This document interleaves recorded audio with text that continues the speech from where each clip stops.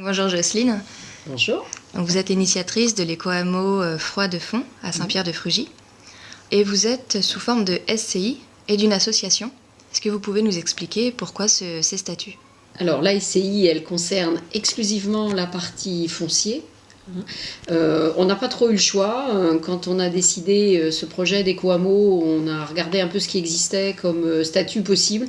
La SCI nous a au final semblé le plus simple, même si éthiquement c'est pas parfait, mais après il suffit de l'adapter dans le quotidien.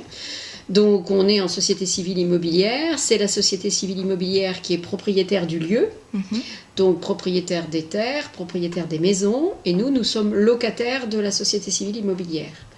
Donc, ce qui veut dire qu'il faut que chacun accepte un tout petit peu de schizophrénie parce que la SCI a emprunté pour acheter les terres et chacun d'entre nous a amené des parts sociales qui correspondent au coût de construction des maisons.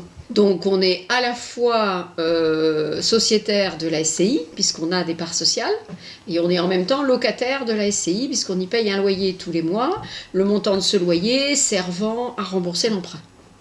Voilà, en gros, comment on fonctionne sur la SCI.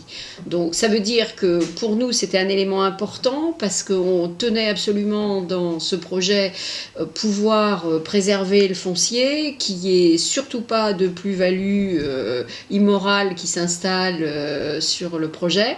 Donc là, tout ce qui se revendra potentiellement ne peut se vendre qu'à travers la SCI, donc à travers la totalité des gens qui sont ici, donc pas de culbute possible sur la vente d'une maison, voilà. Et on n'est pas là pour faire de la plus-value immobilière. Ça, c'était un élément important.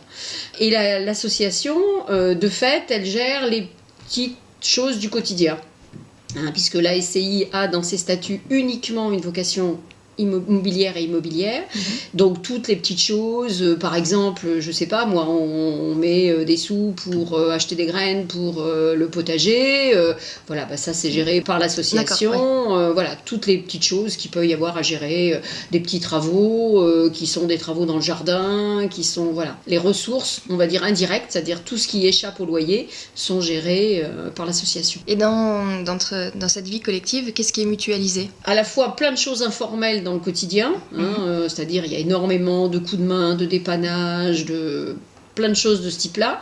Et puis dans ce qui est formalisé au niveau du groupe, alors il y a la laverie qui est collective, il y a une voiture qui est collective, il y a tout ce qui est verger, potager, tout ça c'est collectif. On a un poulailler aussi qui est collectif. Et vous tendez vers une autonomie alimentaire avec... Alors on y tend, voilà. Faut pas, on n'est pas très prétentieux, on y tend, ça se fait tout doucement. Cette année ça semble bien parti. Et quelles sont les attentes envers les résidents ou les devoirs collectifs ? Il y a des devoirs, je sais pas, on va dire qu'il y a un état d'esprit qui est recherché au départ, c'est-à-dire que les gens qui sont rentrés dans la SCI ou ceux qui potentiellement rentreront encore, mais là ça commence à devenir limite parce qu'on s'est fixé un maximum de 10 unités familiales et on n'ira pas au-delà. On a, on va dire, un espèce de, comment on peut appeler ça élégamment, un préavis de 6 mois, mais pas côté sortie, côté entrée. Les gens, on essaye de... C'est pour ça qu'on a un ou deux lieux qui sont purement de la location. Oui. Sur lesquels qu'on met à disposition des gens qui sont en projet de rentrer.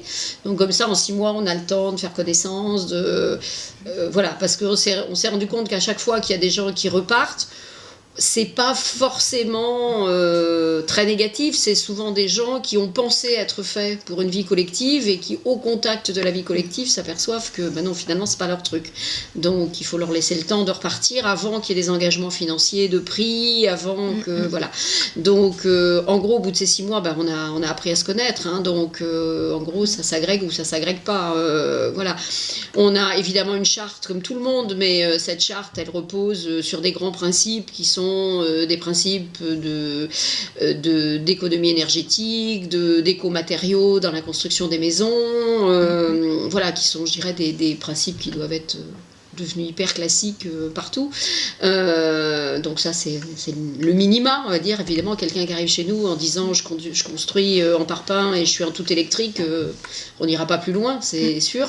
On essaye de tendre à une réflexion sur l'autonomie, que ce soit l'autonomie énergétique, que ce soit l'autonomie alimentaire, que voilà. Et puis après, on a des gens ici avec des niveaux de compétences très très différents, et c'est ce qu'on trouve passionnant, c'est qu'en fait on s'aperçoit au fil du temps que y a des tas d'interactions qui s'installent entre les gens, qui n'étaient pas du tout prévues au départ et qu'on découvre quand on connaît mieux les gens. Voilà.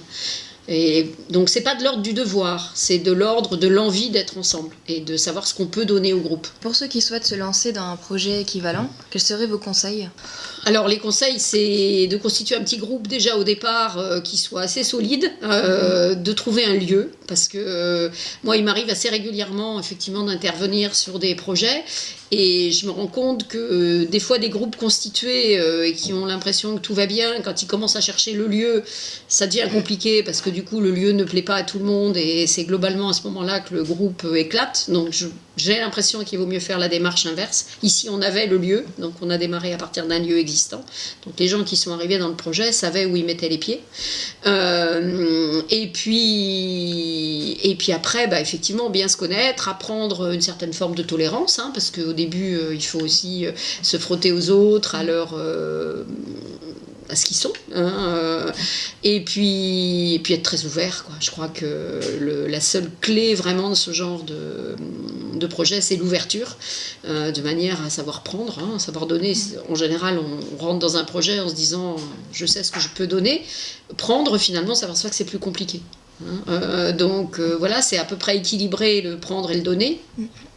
C'est peut-être aussi se garder, enfin pour nous ça a été un élément important, c'est de se garder des zones privées, de pas tout mettre en commun. Alors il y a des lieux qui sont beaucoup plus agrégés que nous. Nous, on est chacun chez soi, on a juste comme règle, en gros, un repas collectif, une fois tous les 15 jours, une fois tous les mois. Ça dépend de l'humeur, du moment, du temps, de la disponibilité. Voilà, on n'est pas très formaliste, en fait, sur ce lieu. Et puis, il y a tout ce qui se fait dans le off, quoi, qui est, voilà, les coups de main, les rencontres informelles dehors. Si on a le potager en commun, qu'on fait le dimanche matin, et le lundi matin aussi, on se garde en général lundi matin ou lundi après-midi une demi-journée collective pour des gros travaux, des travaux qui dépriment quand on les fait tout seul et qui se passent très bien quand on les fait à 7 ou 8. Donc voilà, en gros, mais on n'est pas ici des gens très... On a tous vécu des vies antérieures où on a été pendant des années poursuivis par la réunionite, donc on veut absolument s'en dégager. Donc on se voit plus dans l'informel que dans le formel. Quand quelqu'un considère qu'il y a besoin d'avoir un avis collectif ou qu'il y a un projet qui peut être partagé par le collectif, à ce moment-là on fait une proposition de date de réunion, et en général ça se fait sans aucune difficulté dans les 3 jours, quoi. Voilà. Quelque chose à rajouter ? Écoutez, non, si ce n'est encourager un maximum de gens à faire ce choix de vie, parce que c'est absolument génial. Merci Jocelyne. Voilà, merci à vous.